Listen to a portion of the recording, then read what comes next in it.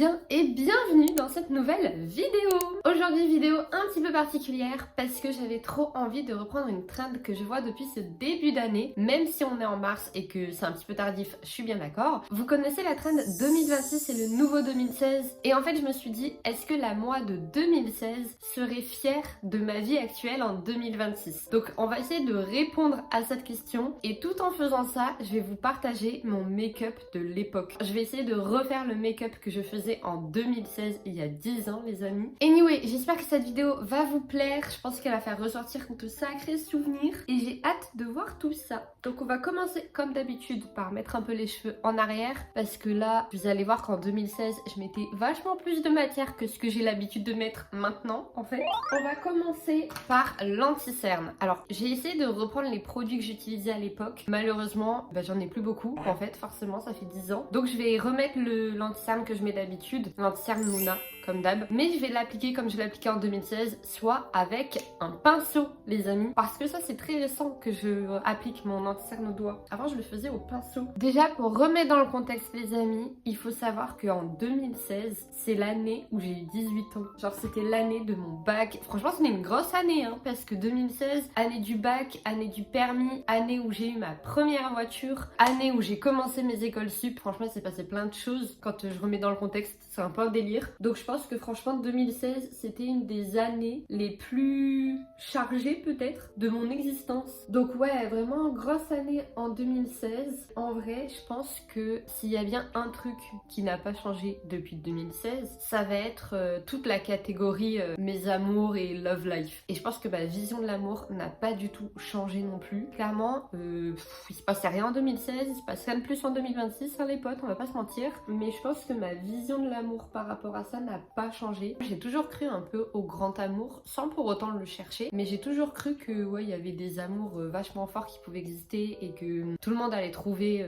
sa moitié à un moment donné. Même si je pense que on peut avoir plusieurs grands amours dans une vie. Et honnêtement, je pense que ça n'a pas du tout changé avec ma pensée d'aujourd'hui. C'est juste que je cherche clairement pas plus l'amour que ce que je cherchais il y a 10 ans. Toute cette partie-là ne me dérange absolument pas, par exemple. Le fait d'être célibataire, ainsi de suite, c'est pas du tout un truc que je vis mal. Et finalement, ça n'a pas changé en 10 ans. Dinguerie. Peut-être que ce qui a changé, c'est qu'à l'époque, quand j'avais 18 ans, c'est vrai que j'avais beaucoup de mes copines qui vivaient leur premier amour, les amourettes de lycée, tout ça. Donc parfois, ça pouvait me rendre peut-être un peu chafouine, mais à l'heure actuelle, plus du tout quoi. Franchement, moi je suis très bien ici, tranquille dans ma vie, je voyage, tout ça.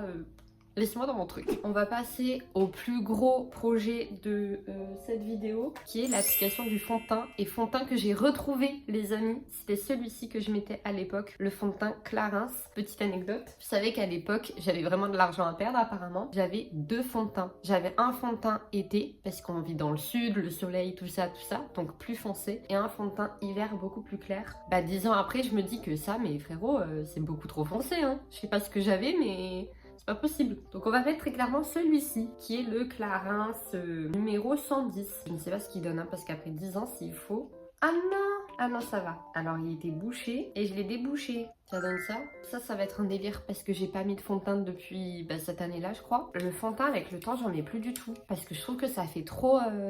ça se placarde. Et alors en plus, vous allez voir ce que je faisais à l'époque. Ce qui est horrible, c'est que je l'appliquais au pinceau. Ça faisait des traces énormes. Mais à l'époque, ça ne me dérangeait pas du tout. Genre vraiment, je sais pas où j'avais la tête. Mais surtout, je trouve que ça empêche la peau de respirer. Ça fait vraiment effet plâtre. J'ai vraiment du mal. Et là, quand je vois ce truc sur ma main, je me dis que si je devais refaire ça maintenant, je pense que je le mélangerais avec ma crème hydratante. Ce que je ne vais pas faire parce que je refais mon make-up de l'époque. Mais franchement, pas fou quoi. Bref, je me souviens qu'à l'époque, je mettais mon pinceau là-dedans. Même rien que faire ça, ça me fait mal au cœur. Et voilà, et je faisais exactement... Mais quelle horreur de faire ça. Je faisais exactement ça en fait. Mettez mon pinceau dedans, ça faisait une tache et j'ai appliqué ça sur ma face quoi. Alors ça sent toujours bon. Faut que je regarde dans mon miroir. Ah non, c'est joli en fait. Oh, ça fait trop longtemps que je faisais plus ça. Ça fait bizarre. Hein. Waouh. Mais attendez, là ça fait plus de traces, je comprends pas. C'est que ça faisait pas de traces en fait quand j'étais plus jeune?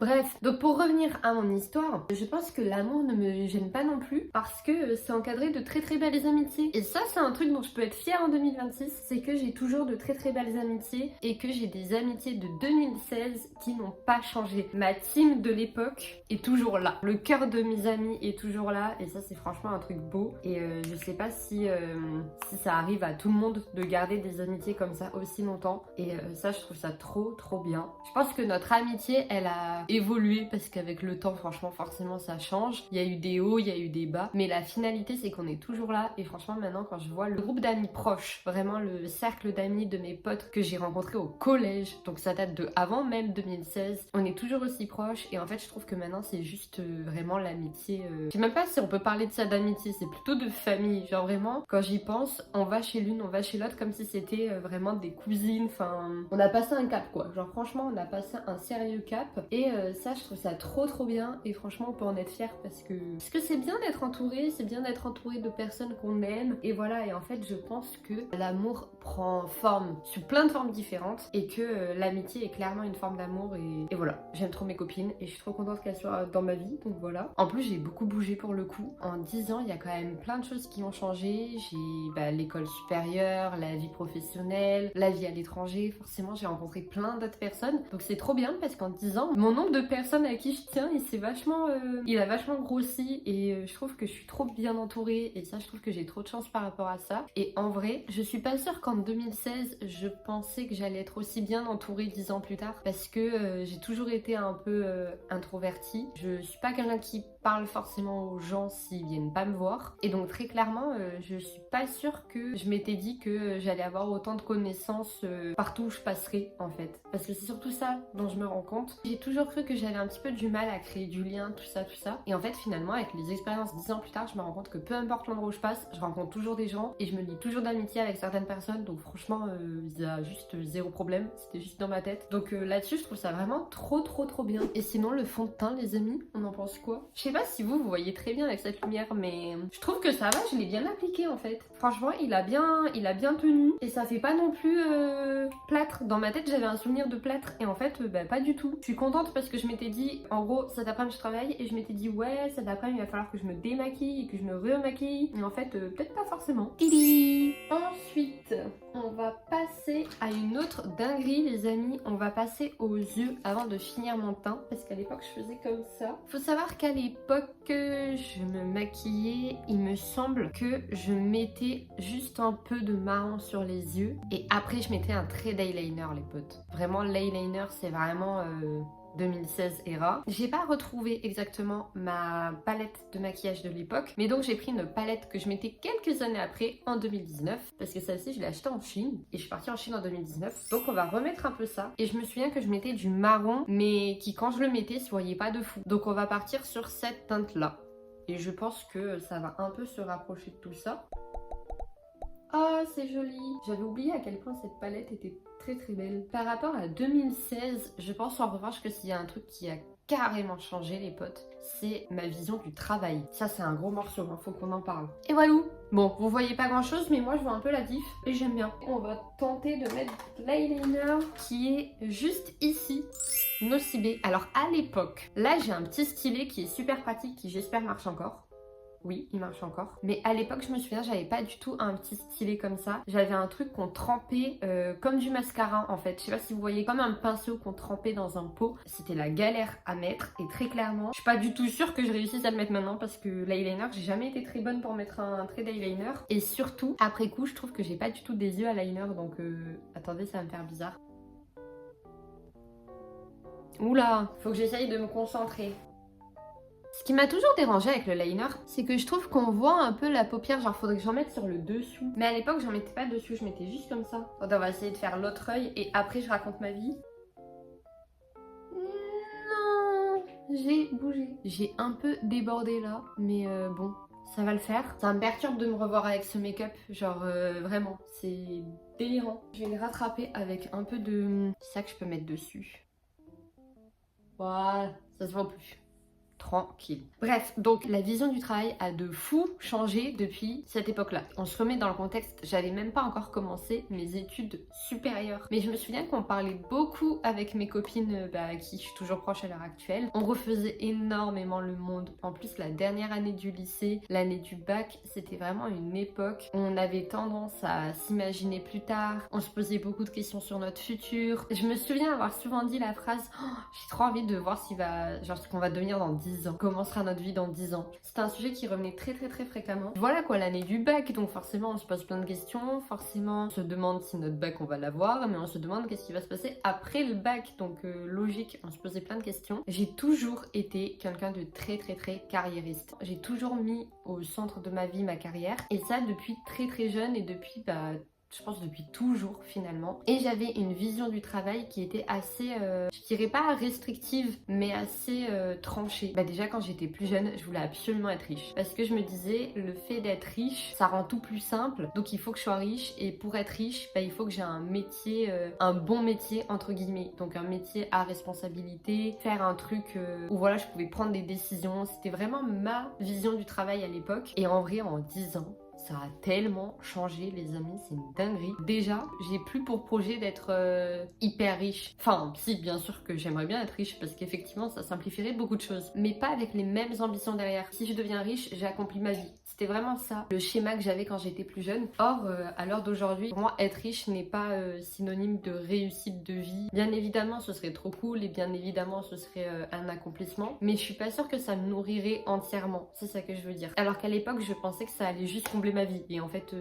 pas du tout. C'est peut-être hyper naïf de dire ça, mais mon projet, c'est beaucoup plus d'être heureuse. Et juste de pouvoir toucher du doigt le bonheur. Genre c'est quelque chose de beaucoup plus simple et pour autant de beaucoup plus dur à avoir. Je sais pas comment matérialiser tout ça avec des mots. En fait avec 10 ans de recul, je vois pas pourquoi je vais me casser la tête à avoir un job à haute responsabilité qui va me bouffer tout mon temps, toute mon énergie et tout mon stress pour avoir de l'argent que j'aurais même pas le temps de dépenser. Franchement ça me fait plus du tout rêver ce genre de vie. Alors que le genre de vie que finalement j'ai aujourd'hui qui est beaucoup plus chill mais surtout beaucoup plus je sais pas où je vais parce que de vous à moi, je ne sais pas où je vais à l'heure actuelle. Que ma ligne directrice, ce soit vraiment la recherche du bonheur, la recherche de faire quelque chose qui me plaît, faire quelque chose qui m'enrichit, qui me nourrit, de rencontrer des personnes qui sont dans la même perspective que moi. Ça me nourrit beaucoup plus et ça me motive beaucoup plus que les motivations que j'avais à l'époque. Donc franchement, là-dessus, waouh, le monde a changé. Genre j'ai complètement changé là-dessus et je trouve ça trop fou. J'allais dire il s'est rien passé de fou en 10 ans, mais en fait si, il s'est passé des dingueries en 10 ans. Et je pense notamment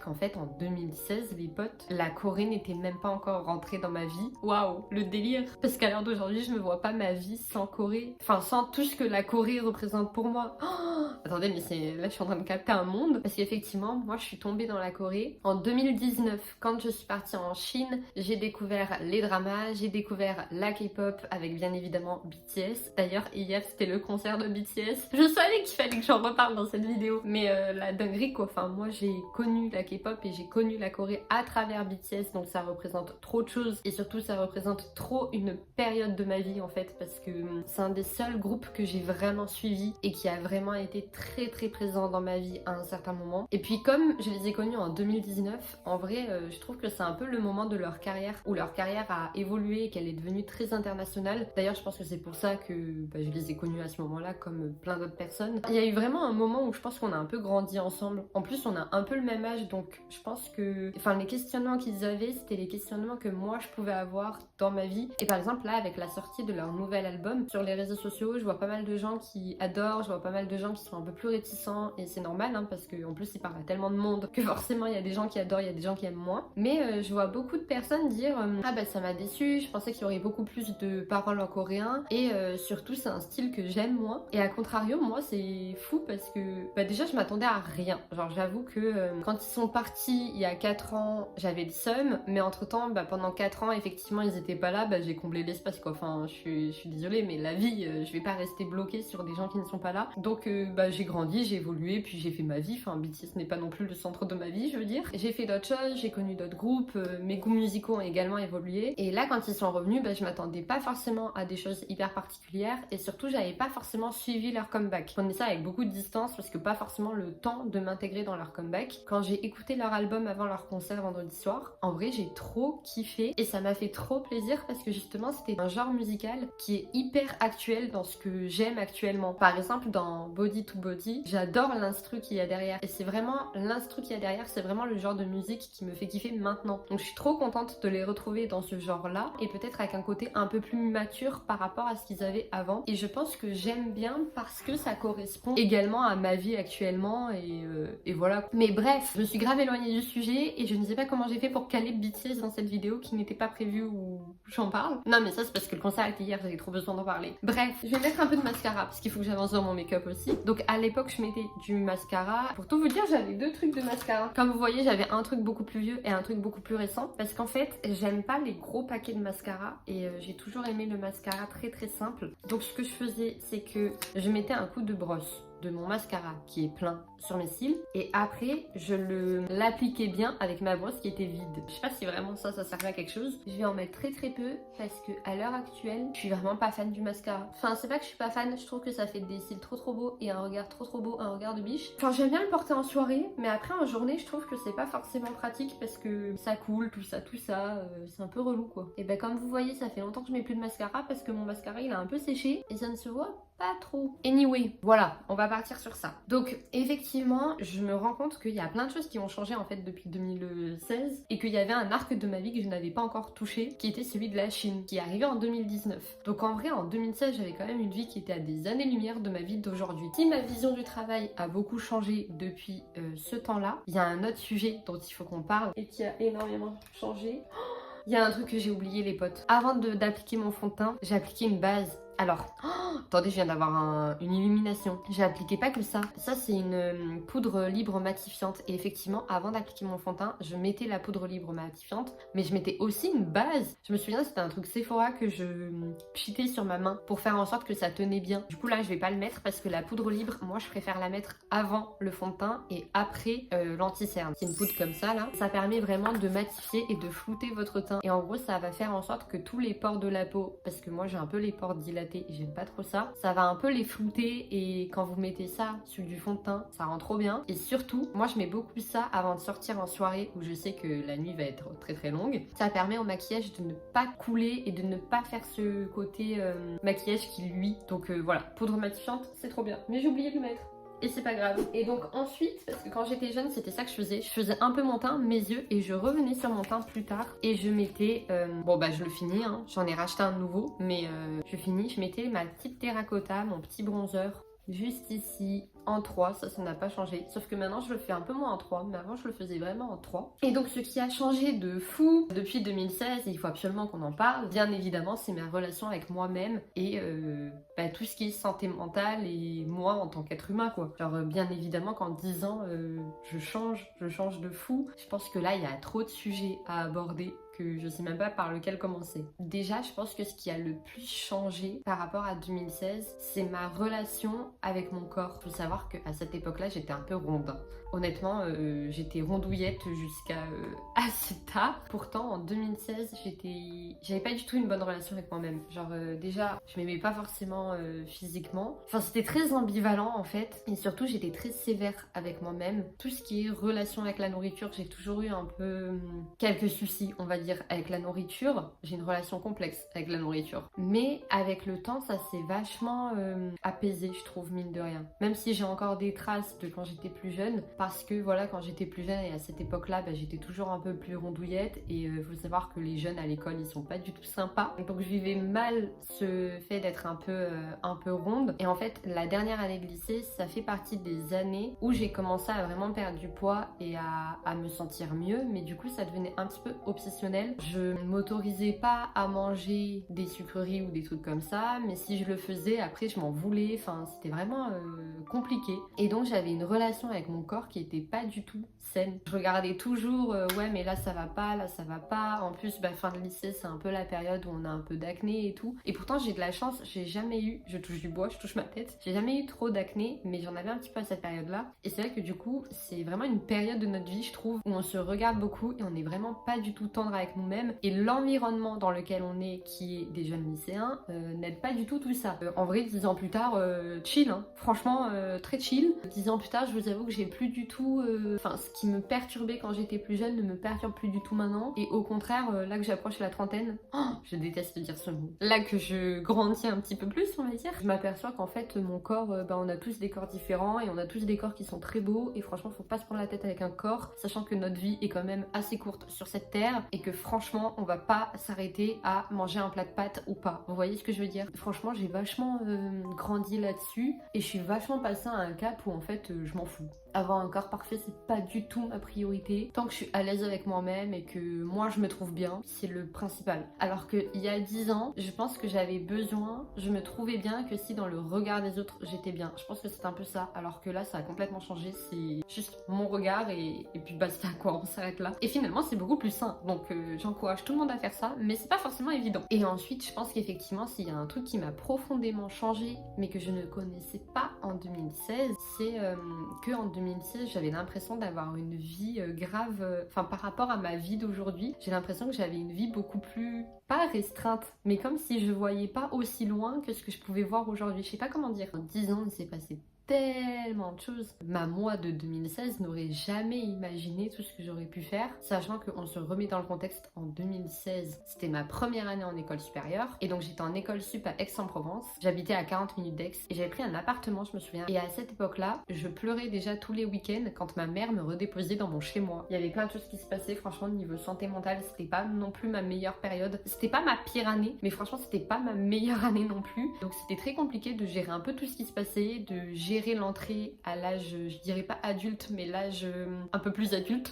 Pas forcément adulte, mais jeune adulte, on va dire. Tout ça était très dur et franchement, avec 10 ans de recul, après 10 ans, tout se passe bien finalement. Je suis plutôt contente. J'aurais jamais imaginé que le choix de vie que j'aurais fait à ce moment-là, qui était de partir en marketing, je l'aurais autant effacé finalement. Je dirais pas effacé, puisque le marketing, c'est toujours quelque chose que j'aime faire. C'est toujours quelque chose que je vais rechercher quand même à faire si je dois prendre un travail dans des bureaux, mais à l'heure actuelle, effectivement, le marketing, c'est pas vraiment ce que je fais quoi. Disons que ça s'est un peu transformé en marketing digital à la limite via mes réseaux sociaux, mais pas vraiment en marketing pur et dur, et parfois ça me manque un peu. Ça finalement, c'est toujours quelque chose qui me plaît, c'est pas mal, mais par contre, je pense qu'en 2016, je pensais vraiment pas que j'allais faire le tour du monde 18 fois quoi. Déjà, la Chine, c'était pas du tout un truc qui était dans ma bucket list, et tout ce que ça a engendré, parce que vraiment j'en parle souvent, mais c'est vrai que moi c'est vraiment la Chine qui a engendré un changement de vie radical, parce qu'en Chine il s'est passé tellement de choses, et le fait d'être loin de chez moi, de sortir de plein de choses qui m'entraînaient pas forcément dans des bonnes situations, ça a vraiment changé quelque chose en moi et dans ma perception du monde, et c'est ce qui a fait que je suis rentrée dans une nouvelle ère après la Chine, mais donc après 2019. Donc en 2016, je me rendais même pas compte que cet arc-là de ma vie allait me tomber dessus, et que la moi après la Chine allait un jour exister. Genre pour moi c'était un périmètre de la vie que je ne voyais pas, qui pour moi était impossible. C'était tellement impossible que je n'imaginais même pas. Donc c'est trop fou. Et en vrai ouais, depuis c'est passé tellement de choses quoi. La Chine, puis la Corée, puis la Corée, puis waouh, mon premier taf, puis là le fait de changer complètement d'environnement, de faire autre chose de ma vie. YouTube, on n'en parle pas assez de YouTube. Est-ce qu'en 2016 on m'aurait dit ouais tu vas être à l'aise sur YouTube, et je t'aurais dit ok, je t'aurais dit pas du tout. Alors en revanche en 2016 j'aurais dit c'est un truc que je veux faire. Parce que ça, je l'ai déjà dit sur cette chaîne YouTube. YouTube, ça a toujours été quelque chose que je voulais absolument faire. Je me souviens quand à l'époque, je regardais Le Rire Jaune, Louis San, Enjoy Phoenix. Il y avait une autre youtubeuse aussi que j'aimais trop. Je crois que c'était Andy Raconte. Ça vous parle ça? Je sais plus. C'était une fille trop belle, elle avait les cheveux longs, ondulés et tout. Je crois que c'était Andy Raconte. Hein. Bref, je sais pas, ça m'inspirait trop de les voir. Je me disais, ouais, j'aimerais trop faire comme eux et tout. Finalement, bon, je fais pas comme eux. Je fais plutôt les choses à ma manière. Mais le fait d'être sur YouTube et sur la plateforme et de contribuer à tout ce divertissement, c'est vrai que c'était quelque chose que je voulais de fou faire quand j'étais plus jeune, mais je faisais absolument pas faire ça. Et finalement 10 ans plus tard, je suis là, donc j'en suis pas peu fière. Niveau make-up les amis, je crois qu'on est bien. Je faisais rien de plus que je me souvienne, et juste on va rajouter quelque chose que je faisais pas à l'époque mais que je fais maintenant parce que je trouve que c'est un peu important et que ça change tout, c'est juste de brosser mes sourcils. Ah oui, alors il y a plein de gens qui me disent ouais tu fais tes sourcils, alors pas du tout. Faut savoir qu'en maquillage s'il y a vraiment un truc que je ne sais pas faire, c'est les sourcils. Donc juste je les brosse comme ça, et j'ai de la chance d'avoir des sourcils assez bien dessinés, donc voilà. Après, bien évidemment, ça je l'ai toujours fait, mais à l'époque c'était avec du labello, et après en 10 ans j'ai grandi et j'ai appris que le labello c'était pas très bon pour la santé, parce que Nivea généralement c'est pas très bon pour la santé, et donc je suis passée au dermophile indien. Hop. Et voilà. Ça me fait bizarre, hein. Je détache ça. Hop. Et voilà. Je suis maquillée comme ce que je me maquillais en 2016. Ça me fait hyper bizarre, je vous avoue. Ça me perturbe un peu. Et moi, ce qui me perturbe, c'est le côté fond de teint. Je vous avoue, le côté fond de teint... calmaté, hein. Déjà, je trouve qu'il y a trop une démarcation entre ma joue et mon cou. Et ça me perturbe. Et en même temps, j'ai pas du tout envie de mettre du fond de teint sur mon cou. Parce que sinon, merci les t-shirts, quoi. C'est pour ça que j'ai arrêté de mettre du fond de teint. Parce qu'il y avait trop de démarcation. Et que l'été, quand je mettais des t-shirts blancs ou quoi, et tu sais, vous savez, quand le t-shirt il passe. Je me souviens, à une époque, je voyais beaucoup ça chez Zara. C'était l'angoisse. Les t-shirts là, orange de fond de teint, c'est pas possible. C'est pas possible, c'est pas possible. Donc pour ça, on arrête de mettre du fond de teint et tout va bien. Et pour les yeux, bah voilà, je suis maquillée avec du liner. Le liner, c'était vraiment une autre era, hein. En tout cas, je suis perturbée, mais je suis beaucoup moins perturbée que ce que je pensais. Je pensais que ça allait beaucoup plus me déranger et en fait, ça va. Honnêtement, je pensais que après cette vidéo, il fallait que j'aille me démaquiller et me remaquiller pour la journée que j'enchaîne après. Et en fait, bah non, ça va. Franchement, je vais pas perdre du make-up qui tient bien et je vais rester comme ça. Et à la boulange, j'espère qu'on va pas me faire la remarque de « Ah, mais t'es maquillée différemment aujourd'hui » parce que je déteste quand on me fait ce genre de remarques, mais c'est possible qu'on me la fasse. Tili. Donc pour clôturer cette vidéo, je pense que j'ai abordé un petit peu tous les sujets de ma vie, hein. On a parlé amour, amis, travail, moi-même, tout ça, tout ça. J'espère que la vidéo vous a plu et pour répondre à ma question de début de vidéo, est-ce que la moi de 2016 serait fière de la moi de 2026? Waouh. Alors oui, bien sûr. Bien sûr, mais je pense que surtout, elle ne reconnaîtrait pas du tout ni ma vie, ni la personne que je suis devenue. Je pense qu'elle se dirait, mais on est ça, nous? On fait ça de notre vie? Genre vraiment? C'est une dinguerie. Parce que, bah, comme je vous disais, j'imaginais pas du tout que ma vie allait prendre cette tournure-là. J'imaginais pas du tout tout ce qui allait m'arriver, tout ce que j'allais faire. Enfin, vraiment, c'est une dinguerie. Genre, quand on fait une rétrospective, c'était inimaginable, improbable, et pourtant ça a été fait et je trouve ça fou. Et puis d'avoir été autant comme ça, comme je vous le disais à un moment dans la vidéo, autant accompagnée avec des gens de confiance, avec des gens bien, enfin avec des amis qui sont hyper précieux à mes yeux, genre franchement waouh. Donc bien évidemment que la baby moi serait trop fière de nous. Elle se dirait waouh, good job. Franchement, t'as bien joué, mais ouais, je pense qu'elle reconnaîtrait pas du tout la personne qu'elle est devenue. Je pense qu'elle se dirait ça, c'est moi ça. Je suis contente d'avoir pris le temps en vrai de faire cette petite vidéo et d'avoir un peu reparlé de tout ça. Parce que c'est vrai que des fois, on est grave dans la vie qui se passe actuellement et on a du mal à sortir un petit peu notre tête de la vie qu'on a actuellement. Et en fait, ça fait grave du bien de sortir la tête du guidon et de voir ce qui se passe un peu plus en globalité. Et franchement, ouais, je suis fière de moi. Ouh, on peut s'applaudir. C'est ça en fait l'important. Même si c'est pas la vie dont je rêvais il y a 10 ans, ni la vie que j'imaginais pour moi il y a 10 ans, c'est une vie quand même qui me plaît à l'heure d'aujourd'hui et je pense que c'est le plus important. Mais surtout, c'est une nouvelle vie que je ne pensais pas qu'elle était faisable. Donc en fait, je pouvais pas l'imaginer parce que dans ma tête, ça n'existait même pas. Donc là, franchement, je trouve ça trop dingue. Et je pense que dans 10 ans, si j'ai toujours cette chaîne YouTube, je referai un petit truc sur la dizaine d'années qui vient de s'écouler parce que je trouve ça vraiment sympa. Puis qui sait, d'ici là, peut-être que dans 3 ans, j'aurai une nouvelle era que je vais débloquer comme en 2019 et que je vais partir je sais pas où et que ça va de nouveau changer ma vie. J'en sais rien. En tout cas, à l'heure actuelle, si je pouvais repartir en Corée, ce serait quand même vraiment bien. Mais ça va arriver. Stay tuned. Je ne sais pas quand, mais j'espère que je vais pouvoir repartir en Corée, continuer mes rêves, continuer à faire ce que j'aime. Et puis voilà quoi. Mettre les petites briques de ma propre vie qui finalement, tant que ça nous plaît, je pense que c'est le plus important. Donc j'espère que cette vidéo vous a plu. Je vous fais de gros bisous. Je vous dis à très bientôt pour du prochain contenu. Bisous!